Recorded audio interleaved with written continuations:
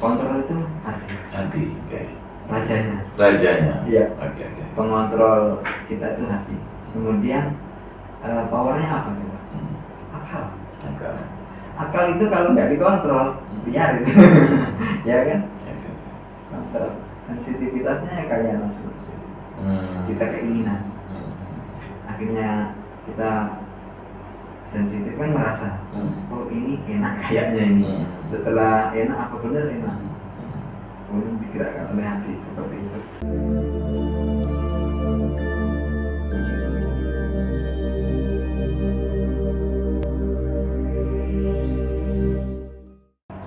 Assalamualaikum warahmatullahi wabarakatuh. Salam sejahtera untuk kita semua. Kembali lagi di channel Intersal. Hari ini kita mengkudeta host kita, Bung Tommy. Karena kebetulan dia hari ini nggak bisa hadir, ada sedikit halangan, sehingga studio ini hari ini kita ambil alih. Sahabat Intersal, hari ini kita akan berbincang santai bersama seorang sahabat yang sama-sama juga berlatih bioenergi. Bisa dikatakan beliau juga adalah seorang ustadz. Kita akan membahas tentang sejauh apa pemahaman beliau tentang bioenergi. Menariknya adalah literatur beliau tentang keilmuan Islam, kajian tentang kitab-kitab kuning, insya Allah bisa sedikit memberi penjelasan lebih tentang apa itu bioenergi di sudut pandang kitab-kitab tersebut. Oke, langsung saja saya sapa. Assalamualaikum Mas Imam, apa kabar? Waalaikumsalam. Alhamdulillah masih diberi kesehatan dan keselamatan. Alhamdulillah. Sibuk apa nih? Puasa kayaknya makin sibuk ya? Ya, biasa rutinitas puasa kita tetap seperti biasa karena itu pun termasuk ibadah. Ibadah. Dibilang kan bulan puasa itu bulan ibadah gitu ya. Iya. Jadi dimulai dengan kesadaran kita untuk meniatkan segala sesuatunya ibadah begitu ya. Ya memang harus diniati ibadah. Ketika ibadah itu tidak kita niati ibadah, contohnya fardu tidak kita niati fardu pun enggak jadi. Ketika yang mubah kita tidak niati ibadah, itu ya akan menjadi mubah aja, nggak akan menjadi nilai ibadah. Oke, balik lagi, semua ibadah ini saya sering dengar juga sih, banyak kiai, ulama atau pendakwah yang menyampaikan bahwa niatkan segala sesuatunya ibadah. Ya. Pertanyaannya adalah perkara apa saja yang bisa diniatkan ibadah? Satu, kemudian yang kedua, apakah hanya cukup niat saja semudah itu gitu kan? Gimana tuh? Iya, segala sesuatu yang baik itu diperlukan sebuah niat untuk menjadi ibadah. Sholat tanpa niat tidak akan jadi ibadah, karena sholatnya nggak sah. Itu karena sholat sesuatu yang wajib. Kemudian kenapa tadi ditanya masih beraktivitas? Ya karena aktivitas itu adalah ibadah. Karena saya niatkan ibadah. Aktivitas itu kan barang yang mubah. Kita mau tidur pun kita bisa niatkan ibadah. Nanti biar sholat tarawehnya kita bisa kuat, ya sampai selesai, sampai tadarus, sampai sholat tahajud. Karena tidur siang yang kita niatkan tadi, dan niat itu pun sudah ibadah. Bahkan niat itu sendiri itu ibadah. Itu ada nilainya. Ada nilainya. Niat itu ketika orang niat untuk ibadah, sebelum dia melakukan ibadah sudah ditulis ibadah. Kan seperti itu. Ya mungkin kalau terminologinya pahala itu kan sudah hitungannya. Sudah ada hitungannya. Atau bahkan kalau di kita itu di bioenergi kan gitu ya. Niat aja itu kan power gitu ya. Niat itu dia mentransmitkan, mengkonekkan frekuensi gelombang tertentu gitu kan, sehingga sehingga dia menjadi prasyarat awal untuk terjadinya sesuatu gitu kan. Balik lagi ke ini Mas, ke materi rencana obrolan kita nih. Jadi Mas Imam kan udah berapa bulan ya menekuni bioenergi, baik senamnya diskusinya, kemudian meditasi juga. Kemudian sejauh ini apa sih yang Mas Imam dapat dari bioenergi, dari keilmuan ini, baik secara teori, pemahaman, kemudian yang lebih menarik lagi sebetulnya ya, kita penasaran enggak? Saya penasaran. Kalau yang dirasa mungkin umum lah ya, setiap orang yang belajar tentang energi dia pasti akan mengalami sensasi-sensasi, mengenali aliran energi dan lain-lain. Yang saya penasaran justru kembali ke backgroundnya Mas Imam sebagai pengkaji kitab, kitab pondok gitu kan, beraneka ragam tuh. Kira-kira sebetulnya apa sih korelasi antara bioenergi, keilmuan bioenergi ini dengan kajian-kajian kita? Apakah ada korelasinya? Kalau ada, kitab apa? Atau kemudian poin-poinnya itu apa sebetulnya, Mas? Oke, kalau untuk korelasinya itu jelas ada. Ini saya akan jawab kenapa saya mau bersedia mempelajari keilmuan di bioenergi seperti ini. Ini cuma urusan beda tempat dan beda zaman aja, Mas, menurut saya. Oh gitu. Iya. Ketika bioenergi ini keilmuannya ditemukan oleh Kang Aas, seumpama Kang Aas itu adalah founder, seorang yang religi di pesantren yang disebut ustadz atau kiai, saya yakin bioenergi ini akan ngetren di kalangan pesantren. Oh gitu ya? Iya. Karena apa? Karena ini esensi dari ketauhidan, dari ketuhanan, namun dari arah yang berbeda. Kalau dalam kitab Kimia Usahadah karangan Imam Ghazali itu menerangkan manusia itu terbuat dari ini, sebelum diciptakan ada roh itu dari nur. Di bioenergi dikatakan kan bahwa kita tidak terbatas ruang dan waktu, karena ya cahaya gimana mau dipetak-petakin. Pada asal mulanya kita memang dari satu, yaitu Nur Muhammad kan, seperti itu. Nur Muhammad jelas Muhammad adalah makhluk, pasti makhluk itu diciptakan, ada sang kholik, ada yang menciptakan. Di bioenergi hanya menggunakan bahasa sains, menggunakan bahasa yang ngetren di kampus, di keilmuan yang menurut saya begini ya, religi atau enggak religi itu tergantung esensinya aja, maknanya. Ketika kita mengatakan Tuhan itu satu akan tetapi nggak menyadari itu religi, ya enggak juga ya. Enggak juga. Artinya kan religi itu hanya istilah aja sebetulnya. Iya. Tapi yang esensinya adalah yang di dalamnya. Yang gitu. di dalamnya. Ya, kita di dalamnya itu apa? Nah ini kan pertanyaan. Kalau tadi bicaranya apa sih? Tasawuf, tauhid gitu kan. Saya jadi ingat dulu sempat ngobrol dan diskusi dengan Mas Ori ya. Mas Ori yang dari Malang itu.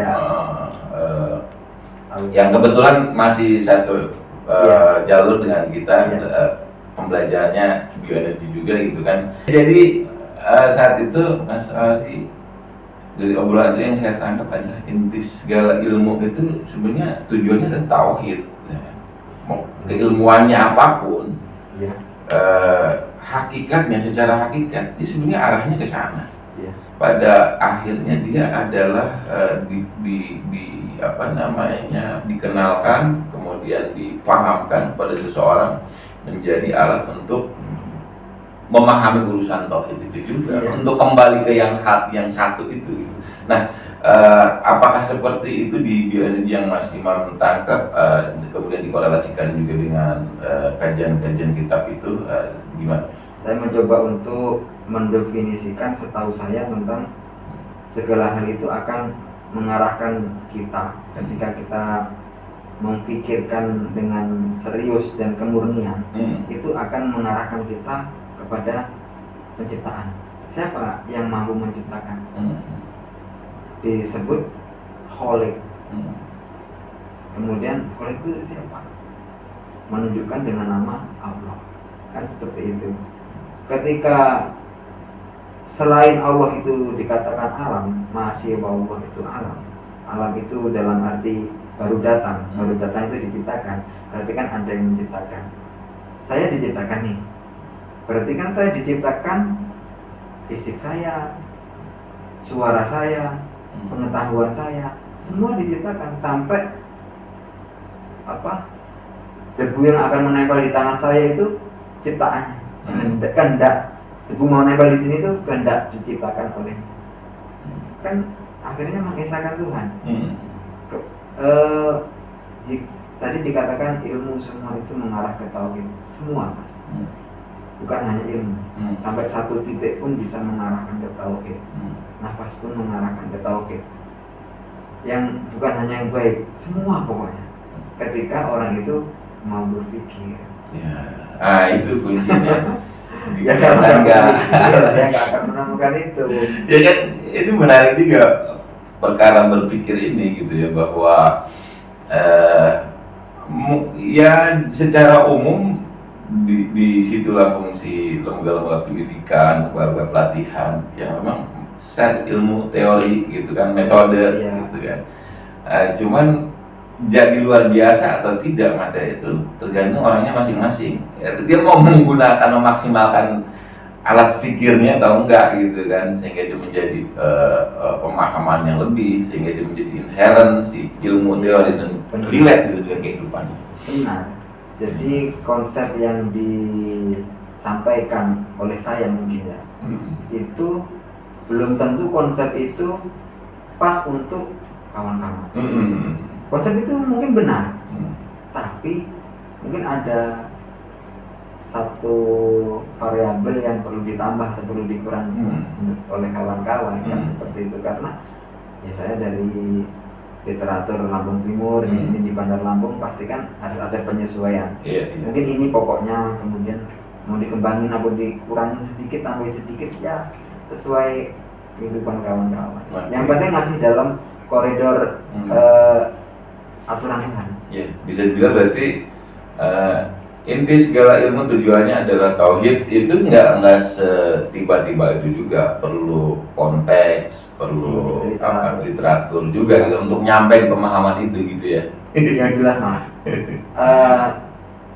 itu pasti lah mas. Gitu. Untuk mikir yang murni itu pun kita perlu, kalau di Islam, bukan Islam ya, kalau di pesantren itu ada tirakat riyadhah, dengan puasa, dengan wiritan, dengan tidak tidur malam, mengurangi tidur, menjaga makanan. Itu kan konteks untuk memurnikan hati dan pikiran. Kalau di RTD kita diajari semangat, olah nafas, itu sangat indah lah. Konsep-konsep itu nggak masalah sih, itu cara-cara mau kayak mana, ketika digunakan untuk kebaikan, insya Allah. Iya, dan menariknya itu tadi ya, memerlukan kalau bahasa Mas Imam tadi kemurnian gitu ya, kemurnian niat gitu kan. Kemurnian niat. Karena gini juga, oke, caranya bisa apa aja gitu ya, caranya bisa apa aja untuk tauhid ini ya. Untuk tauhid, untuk riyadhah. Iya. Tadi versi pondok riyadhahnya seperti itu tadi gitu kan. Kemudian di bioenergi riyadhahnya adalah senam, meditasi, pernapasan dan diskusi gitu kan.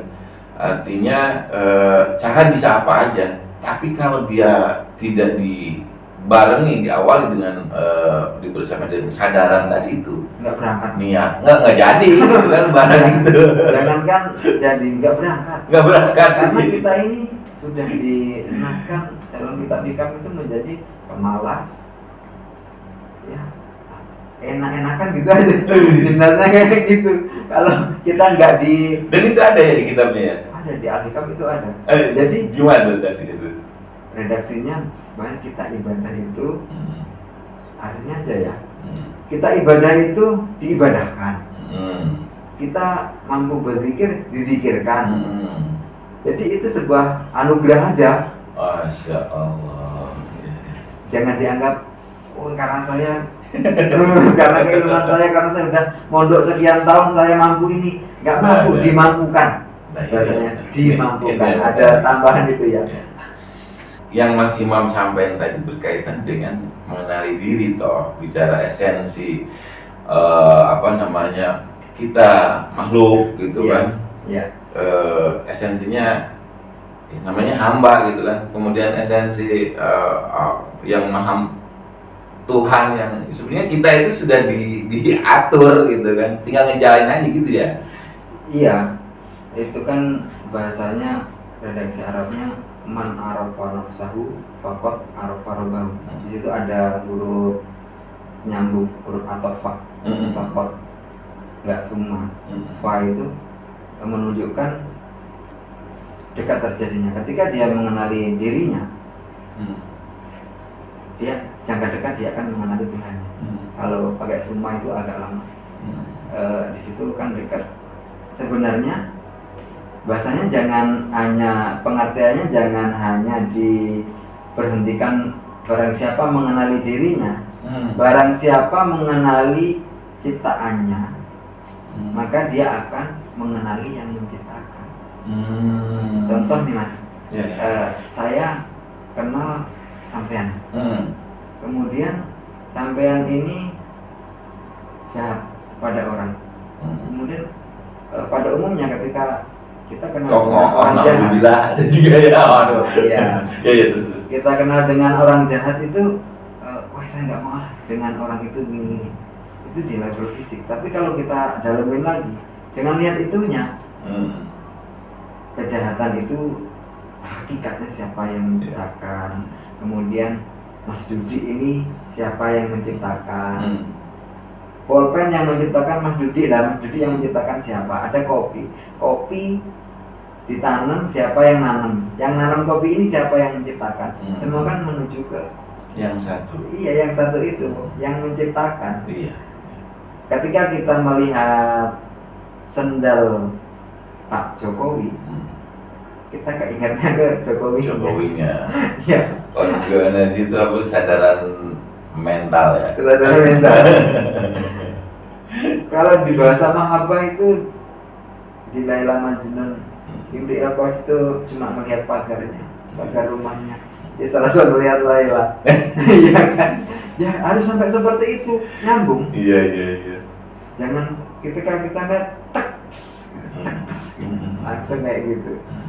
Jadi semua yang kita lihat, semua yang kita dengar, ya akhirnya akan menghantarkan kita kepada sang Khalik. Oke. Luar biasa, sampai sejauh itu ya. Padahal mungkin kebanyakan di antara ya nggak usah orang lain lah, saya pribadi ya, kita awal-awalnya kan gitu. Ini apa sih jurus gitu kan? Iya.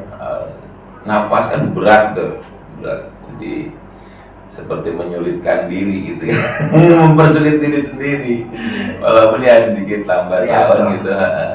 Emang ada apa namanya, kalau bicara pengalaman saya pribadi yang mungkin awalnya begitu, sesuatu yang seperti sia-sia, menyulitkan diri sendiri gitu kan, tapi lama-lama loh kok setelah jurus ini kok bisa memahami sesuatu, nyambung gitu kan.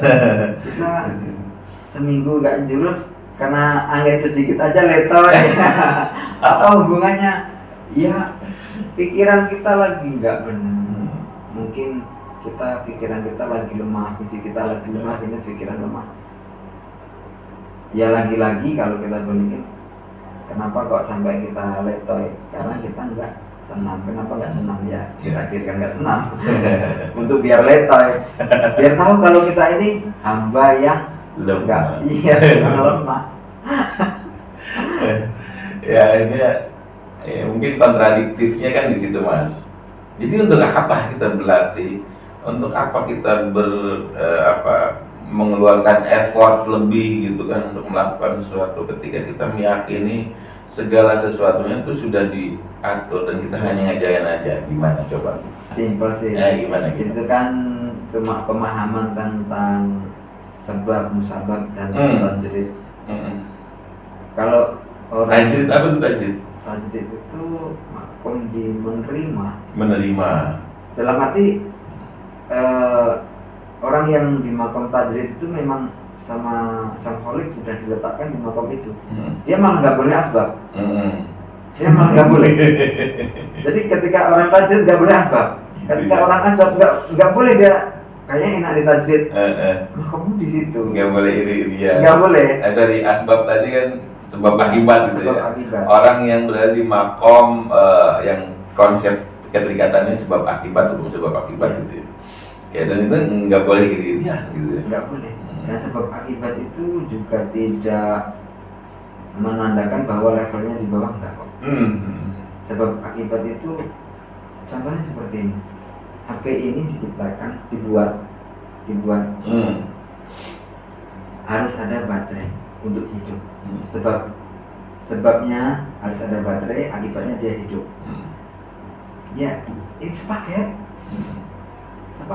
Kalau HP-nya baterainya low, berarti bentar lagi nanti ya udah sepaket gitu. Iya.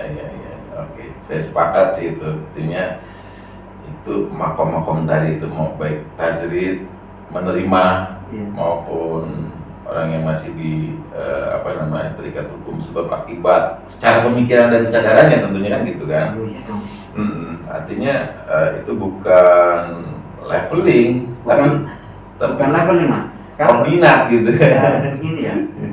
Seorang salik itu kan tidak mementingkan itu. Mungkin ada dulu saya beranggapan itu sebuah level. Karena orang ada menerjemahkan makom itu sebagai level kan gitu. Bisa juga tempat, koordinat berarti kan. Bagi pelakunya itu tidak berpengaruh. Nggak ada urusan. Yang penting dia jalan. Tapi bagi yang mengamati, oh ini levelnya ini levelnya ini, sudah nyampe sini. Yang mengamati yang ngomong. Kalau yang pelakunya nggak ngaruh itu. Yang jalan itu nggak ngomong enak, nggak ngomong sulit juga. Karena dia nggak bisa bandingin mas. Nggak bisa bandingin. Dia lagi di metro pada waktu itu. Nggak bisa bandingin. Iya. Dan untuk apa bandingin? Karena dia sendiri justru fokus dengan apa yang dia jalani. Iya. Dia ingat dia sedang berjalan, dia harus hati-hati jangan sampai masuk lubang. Seperti itu. Tapi minimal itu kalau bicara dalam konteks mengenali diri, artinya dalam ada kontrol diri juga toh. Kalau di kita kan ada 3 aspek nih, power, sensitivitas, dan kontrol. Ini kan jadi 3 kunci nih dalam konsep pengenalan diri kalau dalam bioenergi gitu. Power itu adalah kekuatan, strength seseorang gitu kan, bahan bakar di situ, fisik, domainnya gitu kan. Kemudian ada sensitivitas. Sensitivitas dia akan jadi radar gitu kan, mendeteksi, menganalisa segala sesuatu, termasuk fenomena yang hadir dalam kehidupan sehari-hari maupun fenomena yang muncul dalam kegiatan berlatih, saat kegiatan berlatih. Kemudian kontrol itu adalah kontrol, mengatur gitu, mengatur dia menjadi setir, jadi kemudi, ke kanan ke kiri, ngerem atau ngebut gitu kan. Nah, kalau di versi tasawuf al-hikam atau tadi yang Mas Imam bilang tadi, karangan saya Imam Al-Ghazali, kimia usaha ada nggak? Ada dong. Gimana? Kontrol itu hati. Rajanya. Iya. Oke. Pengontrol kita itu hati. Kemudian powernya apa coba? Akal itu kalau nggak dikontrol, biar itu. Ya kan? Kontrol. Sensitivitasnya kayak nafsu. Kita keinginan. Akhirnya kita sensitif kan merasa, oh ini enak kayaknya ini. Setelah enak, apa benar enak? Kemudian digerakkan oleh hati seperti itu. Dan kalau di semua aspek ibadah itu kan ada takaran ya. Sholat zuhur 4, sholat subuh 2. Dengan karena powernya gede, sholat zuhur baik ya, karena power saya besar, sholat subuh 4 lah. Pas puasa sholat zuhur powernya sedikit. Itu kan harus dikontrol ya, aturannya 4 dong. Ya Mas ya. Tapi lucu juga ada yang begitu. Yang sok-sokan dia kan. Tapi mungkin kategorinya jadi kategori bodoh, nanti kan tidak memahami. Oh jadi ada ya sebetulnya? Iya ada kawan itu kan sholat Jumat. Saya sholat Jumat 3 jadi marah, kamu 2 gimana? Kan gitu. Saya ketawa itu kan. Saya lihat ya, saya ketawa. Lagi rame itu. Mentang powernya gede. 3 aja dimarah apalagi 2 kan.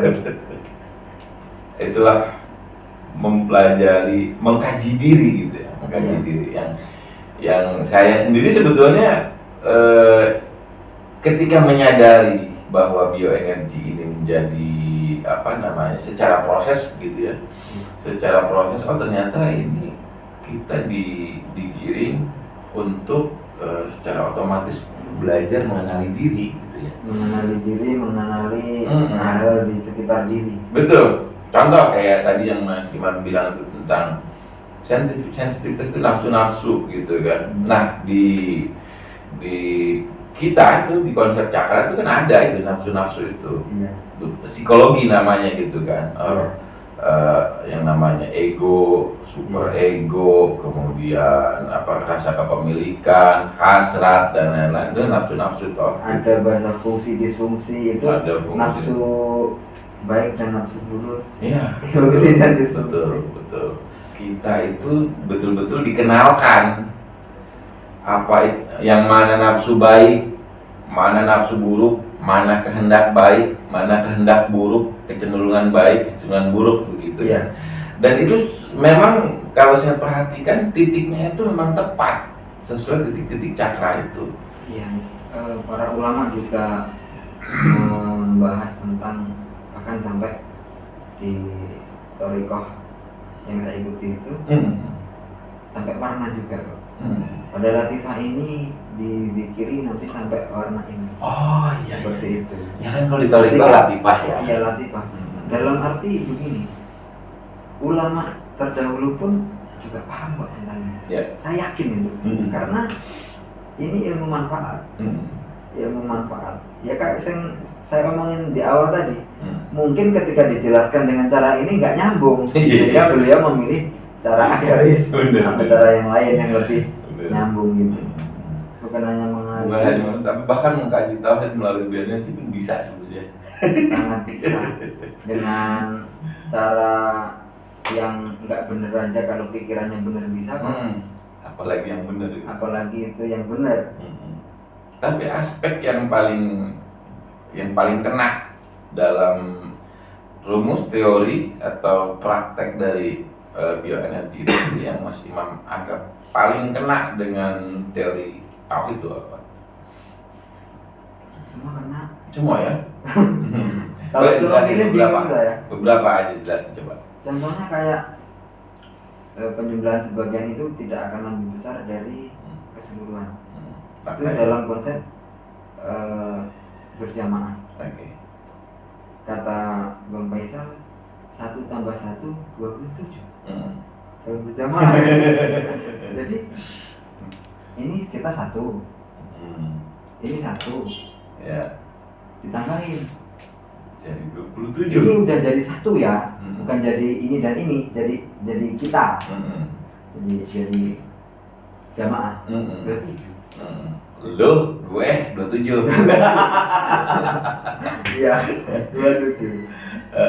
Terus. Jadi contohnya seperti ini. Ada permata 1 krat ditambah 1 krat, berarti kan 2 krat. Tapi ini barangnya 2. Terus ada permata 1, ini 2 krat. Ini akan lebih mahal yang 1 tapi bobotnya 2 krat. Kan lebih mahal 2 daripada barangnya 2, 1 krat 1 krat. Ini ada 1 tapi 2 krat, akan lebih mahal. Jamaah juga seperti itu kan. Oke, kemudian premis lain. Premis lain kayak bahwa kita tidak terbatas ruang dan waktu. Ini ngomongin esensi lagi, ngomongin inti lagi. Ini secara fisik kita berpisah di di sini dan di Lampung Timur berpisah. Apakah benar-benar berpisah? Walaupun secara fisik ya, kita kan nginjek tanah. Kalau kita diomongin kita ini ketemu loh, ya ketemu. Semua tanah ini disetrum, ada alirannya nyampe sono kok. Kan seperti itu. Ibarat ada kabel itu kalau di fisik, kalau yang lebih kita dalemin lagi, kita ini terbuat dari satu. Sesuatu yang premisnya, sesuatu yang pernah bertemu, dipisahin seberapa jauh pun tetap ya, satu. satu. Karena sumbernya satu. Dari sumber yang satu. Kita ini dari satu. Dari Nur Muhammad. Ya. Dipisah. Itu sebenarnya satu. Ya Nur Muhammad itu tadi. Iya. Kan seperti itu. Premisnya di BNI ada juga. Bukan cocokologi, bukan pencocok-cocokan. Memang realitanya begitu ya? Iya, Kang As diberinya seperti itu. Untuk menyadarkan kalangan tertentu. Ada satu yang lagi mas yang kesadaran membentuk realita. Kalau dalam prakteknya memang banyak para ulama atau pendakwah yang menyampaikan bahwa Allah itu sesuai prasangka hamba. Ana indah dani aktivi. Oke, nah korelasinya antara konsep premis kesadaran membentuk realita apakah berkenaan dengan itu atau lebih dari itu? Kesadaran yang benar ya realita itu sendiri. Ketika kesadaran nggak benar, ya itu bukan realita. Kok gitu? Iya, kita balik. Kesadaran membentuk realita, kesadaran yang seperti apa? Ya kesadaran yang benar. Realita kan kenyataan. Iya.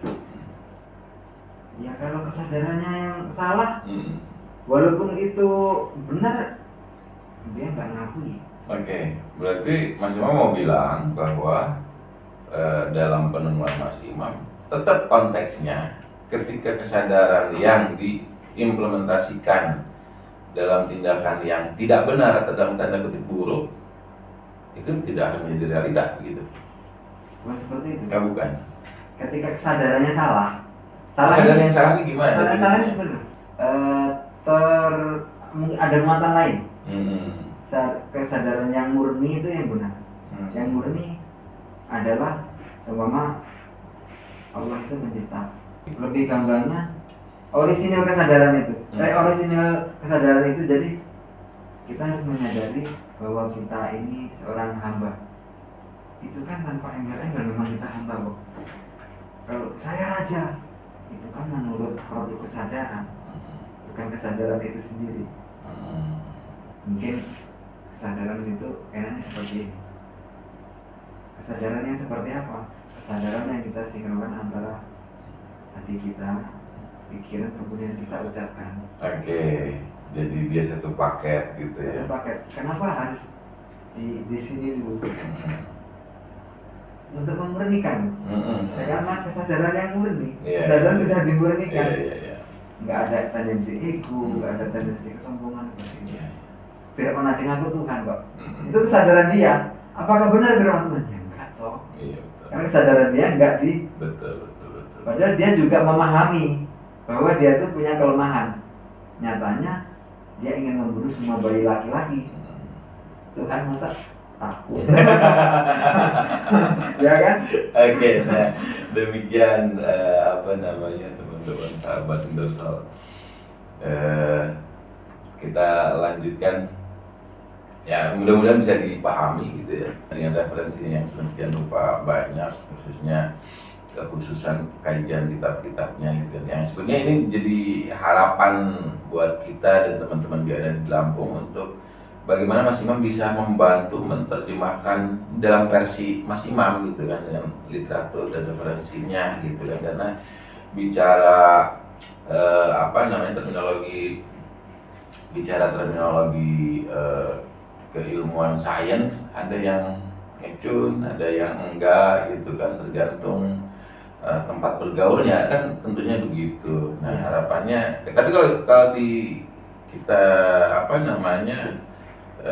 cek mayoritas di Indonesia lah yang gitu kan, orang yang memahami Islam cenderung jauh lebih banyak gitu kan. Jadi lebih akan lebih nyambung lah begitu. Ya seperti yang saya omongkan tadi, jadi jangan untuk mengenali Tuhan itu memang kalau kita menggunakan jalan yang sudah di guiding oleh para guru itu akan lebih aman, nyaman dan cepat. Itu seperti itu. Tapi kalau kawan-kawan ingin mencari Tuhan dengan cara yang lain, itu tidak apa-apa. Akan tetapi konsekuensinya juga harus diterima. Antara lain Kawan saya sampai disambar petir. gitu ya. Tuhan itu di mana? Dia mati sambar petir. Kawannya sampai lepas masuk lagi, kakinya bolong-bolong kan seperti itu. Serius benar. Serius dia ngomong, kenapa? Karena saya mencari Tuhan, kata dia seperti itu. Sambar petir, dia baru mengakui, oh Tuhan ada. Tuhan Maha Esa, Maha Kuasa. Kawan saya mati, saya nggak mati. Seperti itu. Tapi outputnya sampai masuk kesadaran itu ya. Iya sampai ya kalau mau disambar lagi nggak apa-apa dia nggak sadar-sadar. Ya mungkin saya sepakat sih bahwa hidup itu harus bahagia. Yang menjadi hidup itu harus bahagia. Bagaimana menemukan bahagia, tentunya kan kembali lagi harus tahu sandarannya kemana gitu kan. Sahabat Inner Soul, demikian obrolan kami, obrolan santai, bincang santai menjelang buka puasa. Mudah-mudahan apa yang kami obrolkan ada sedikit nyangkut di hati dan pikiran. Kebenaran wallahu alam. Menyangkut di hati dan pikiran teman-teman, minimal menjadi bahan bahan berpikir kita bersama, atau mudah-mudahan menjadi sedikit referensi untuk memperkaya hasanah referensi kita bersama. Balik lagi seperti yang Mas Imam barusan katakan, bahwa kebenaran yang mutlak itu hanya milik Allah. Apa yang kita obrolkan hanya semata-mata analogi kita berdua gitu kan. Apa yang dikatakan guru itu benar. Terus kemudian yang kita terangkan belum tentu benar. Guru kita pasti benar. Husnudonnya. Kalau kita menganalogikan, bisa. Okay. Ya sedikit bincang-bincang tentang bioenergi ini, mudah-mudahan bisa menambah, memperkaya informasi kita bersama, dan mudah-mudahan ini membawa manfaat dalam kehidupan kita bersama. Saya akhirul kalam. Wassalamualaikum warahmatullahi wabarakatuh. Salam sinkronisasi dan harmoni dan harmoni semesta.